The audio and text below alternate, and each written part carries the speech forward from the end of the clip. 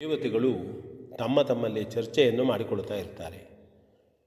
ತ್ರಿಮೂರ್ತಿಗಳಲ್ಲಿ ಬ್ರಹ್ಮ, ವಿಷ್ಣು, ಮಹೇಶ್ವರರಲ್ಲಿ ಯಾರು ಶ್ರೇಷ್ಠರು ಎನ್ನತಕ್ಕಂಥ ವಿಷಯದ ಬಗ್ಗೆ ಒಬ್ಬೊಬ್ಬರು ಒಂದೊಂದು ರೀತಿಯ ಅಭಿಪ್ರಾಯವನ್ನು ಹೇಳ್ತಾ ಇದ್ದರು. ಆಗ ನಾರದ ಮಹರ್ಷಿಗಳು ಹೇಳಿದರು, ಇದಕ್ಕೆ ಚರ್ಚೆ ಏಕೆ, ನಾವು ಒಂದು ನಿರ್ಣಯಕ್ಕೆ ಬರೋಣ, ಪ್ರಯತ್ನವನ್ನೂ ಮಾಡೋಣ. ಭೃಗು ಮಹರ್ಷಿಗಳು ಇದಕ್ಕೆ ಸಮರ್ಥರಿದ್ದಾರೆ.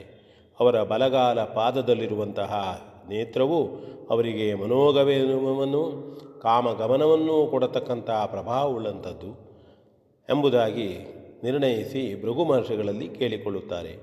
ತನ್ನನ್ನು ಇಷ್ಟು ಶ್ರೇಷ್ಠ ವ್ಯಕ್ತಿ ಎಂಬುದಾಗಿ ಪರಿಗಣಿಸಿದ ಬಗ್ಗೆ ಅವರಿಗೆ ಸಂತೋಷವಾಗುತ್ತದೆ ಮತ್ತು ಭೃಗು ಮಹರ್ಷಿಗಳು ಈ ಕಾರ್ಯವನ್ನು ಒಪ್ಪಿಕೊಂಡು ಕೂಡಲೇ ಬ್ರಹ್ಮದೇವನ ಸತ್ಯಲೋಕಕ್ಕೆ ಪ್ರವೇಶಿಸುತ್ತಾರೆ. ಸತ್ಯಲೋಕದಲ್ಲಿ ಬ್ರಹ್ಮನು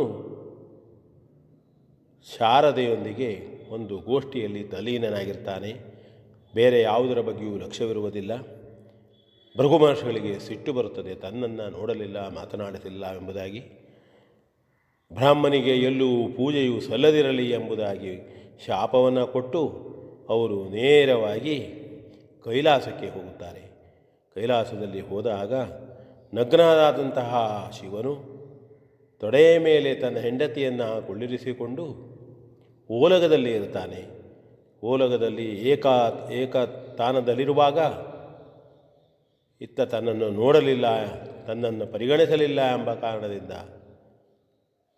ಭೃಗು ಮಹರ್ಷಿಗಳು ಈಶ್ವರನಿಗೆ ಸದಾ ಲಿಂಗ ಪೂಜೆಯೇ ಆಗಲಿ ಎಂಬುದಾಗಿ ಶಾಪವನ್ನು ಕೊಟ್ಟು ಮುಂದೆ ವೈಕುಂಠಕ್ಕೆ ತೆರಳುತ್ತಾರೆ. ವೈಕುಂಠಕ್ಕೆ ಹೋದಾಗ ಎಲ್ಲ ಕಡೆಗೆ ನೀರವ ಮೌನ, ಯಾರೂ ಕಾಣಿಸಿಕೊಳ್ಳುವುದಿಲ್ಲ. ಒಂದು ಮೂಲೆಯಲ್ಲಿ ವಿಷ್ಣು ನಿದ್ರೆಯಲ್ಲಿರ್ತಾನೆ. ಆಗ ಇವರಿಗೆ ಮೊದಲೇ ಸತ್ಯಲೋಕಕ್ಕೆ ಹೋದಂತಹ ಸಿಟ್ಟು, ಕೈಲಾಸಕ್ಕೆ ಹೋಗಿ ಆದಂತಹ ಸಿಟ್ಟು, ಬಹಳಷ್ಟು ಉಗ್ರರಾಗಿ ನೋಡುತ್ತಾರೆ. ವಿಷ್ಣು ಮಲಗಿರ್ತಾನೆ. ವಿಷ್ಣುವಿನ ವಕ್ಷಸ್ಥಳವನ್ನೇ ತನ್ನ ಬಲಗಾಲದಿಂದ ಒದ್ದು ಬಿಡುತ್ತಾರೆ. ಆಗ ಮಹಾವಿಷ್ಣು ಎದ್ದು ಭೃಗು ಮಹರ್ಷಿಗಳಲ್ಲಿ ಕ್ಷಮೆಯನ್ನು ಕೇಳುತ್ತಾನೆ. ತನ್ನದು ತಪ್ಪಾಯಿತು, ತಿಳಿಯಲಿಲ್ಲ, ತಾನು ನಿದ್ರೆಯಲ್ಲಿದ್ದುದರಿಂದ ಇಲ್ಲಿ ಯಾರು ಸತ್ಕರಿಸುವವರೂ ಕೂಡ ಇರಲಿಲ್ಲವಾಗಿತ್ತು, ಕ್ಷಮಿಸಬೇಕು ಎಂಬುದಾಗಿ ಹೇಳ್ತಾನೆ. ಆಗ ಭೃಗು ಮಹರ್ಷಿಗಳು ಇದನ್ನು ಅರ್ಥ ಮಾಡಿಕೊಂಡು ಹೇಳ್ತಾರೆ, ಇಲ್ಲ, ತ್ರಿಮೂರ್ತಿಗಳಲ್ಲಿ ಶ್ರೀಮನ್ನಾರಾಯಣನೇ ಮಹಾವಿಷ್ಣುವೇ ಶ್ರೇಷ್ಠನು ಎಂಬುದಾಗಿ ಹೇಳ್ತಾರೆ. ಮತ್ತು ಕೆಲವು ನಿಮಿಷ ಔಪಚಾರಿಕವಾದಂತಹ ಮಾತುಗಳನ್ನಾಡಿಕೊಂಡು ದೇವಲೋಕಕ್ಕೆ ಹೋಗಲು ತೆರಳುತ್ತಾರೆ, ಸಿದ್ಧರಾಗುತ್ತಾರೆ. ಆಗ ಅವರಿಗೆ ಆ ಶಕ್ತಿ ಇರುವುದಿಲ್ಲ. ಆಶ್ಚರ್ಯವಾಗುತ್ತದೆ, ಹೆದರುತ್ತಾರೆ, ಏನಾಗಿದೆ, ದೇವಲೋಕಕ್ಕೆ ಹೋಗುವ ಶಕ್ತಿ ಮೊದಲಿನ ಹಾಗೆ ಇಲ್ಲ ಎಂಬುದಾಗಿ ತನ್ನ ಪಾದವನ್ನು ನೋಡಿಕೊಂಡಾಗ ಪಾದದಲ್ಲಿದ್ದಂತಹ ನೇತ್ರ ಕಾಣುವುದಿಲ್ಲ. ಶ್ರೀಮನ್ನಾರಾಯಣನನ್ನು ನೋಡ್ತಾರೆ, ಕಣ್ಣೀರು ಸುರಿಸ್ತಾರೆ.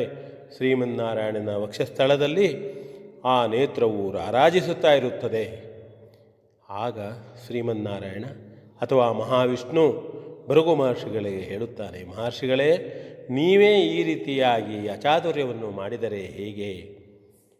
ನಿಮ್ಮ ಕಾಲಲ್ಲಿ ಇಂತಹ ಶ್ರೇಷ್ಠವಾದಂತಹ ನೇತ್ರ ಇದ್ದೂ ಸಹಿತ ನೀವು ಹೀಗೆ ಜ್ಞಾನವನ್ನು ಕಳೆದುಕೊಳ್ಳುವುದೇ? ಆದ್ದರಿಂದ ಇನ್ನು ಮುಂದೆ ನಿಮ್ಮ ಈ ನೇತ್ರವು ನನ್ನ ವಕ್ಷಸ್ಥಳದಲ್ಲಿ ರಾರಾಜಿಸುತ್ತಿರುತ್ತದೆ. ಭೃಗು ಋಷಿಗಳ ನೇತ್ರವೆಂಬುದಾಗಿ ಇದು ಪ್ರಸಿದ್ಧಿ ಪಡೆಯುತ್ತದೆ ಮತ್ತು ನಿಮಗೆ ಈ ರೀತಿಯಾದಂತಹ ನಿಮ್ಮ ಅಹಂಕಾರ ಬಾರದೆ ನಿಮ್ಮ ಈ ನೇತ್ರವು ಹೋದರೂ ಸಹಿತ ನಿಮ್ಮಲ್ಲಿರುವಂತಹ ಜ್ಞಾನವು ಹಾಳಾಗಬಾರದು, ಜ್ಞಾನವು ವೃದ್ಧವಾಗಬಾರದು ಹೇಳುವ ದೃಷ್ಟಿಯಿಂದಲೇ ದೇವತೆಗಳು ನಿಮ್ಮ ನೇತ್ರವನ್ನು ಹೋಗಿಸುವ ಯೋಚನೆ ಮಾಡಿದ್ದಾರೆ. ಮುಂದೆ ನಿಮಗಿದು ನಿಮ್ಮ ಒಳ್ಳೆಯದಕ್ಕೆ ಇದೆ ಎಂಬುದಾಗಿ ಹೇಳಿದಾಗ ಭೃಗು ಮಹರ್ಷಿಗಳು ಒಪ್ಪಿಕೊಂಡು ಹಾಗೆ ಹೊರಡುತ್ತಾರೆ.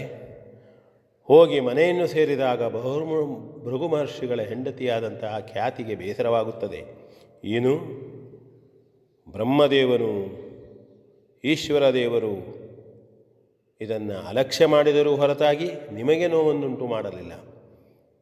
ಆದರೆ ಮಹಾವಿಷ್ಣು ನಿಮಗೆ ನೇತ್ರವನ್ನು ತೆಗೆದುಕೊಂಡು ನಿಮಗೆ ಅವಮಾನಿಸಿದ್ದಾನೆ. ನನ್ನ ಪತಿದೇವರಿಗೆ ಅವಮಾನವಾಗಿದೆ ಇದು. ಆದ್ದರಿಂದ ಮಹಾವಿಷ್ಣುವು ಸದಾ ಹಲವು ಯೋನಿಗಳಲ್ಲಿ ಹುಟ್ಟುವಂತಾಗಲಿ ಎಂಬುದಾಗಿ ಶಪಿಸುತ್ತಾಳೆ. ಹೀಗೆ ಶಪಿಸುತ್ತಾಳೆ. ಮೂರೂ ವಿಷ್ಣು, ಬ್ರಹ್ಮ ಮತ್ತು ಈಶ್ವರನಿಗೆ ಶಾಪವಾಗ್ತದೆ. ಕೊನೆಯಲ್ಲಿ ತ್ರಿಮೂರ್ತಿಗಳೆಲ್ಲರೂ ಒಂದು, ಎಲ್ಲರೂ ಸಮಾನರು, ಶ್ರೇಷ್ಠರು ಎಂಬುದು ಇದರಲ್ಲಿ ಸರಿಯಲ್ಲ ಎನ್ನತಕ್ಕಂಥ ವಿಚಾರ ಎಲ್ಲರಲ್ಲೂ ಮೂಡಿಬರ್ತದೆ. ಇದು ಒಂದು ತಿಳಿದುಕೊಳ್ಳಬೇಕಾದಂತಹ ವಿಷಯ. V N Bhagwat, Baraballi.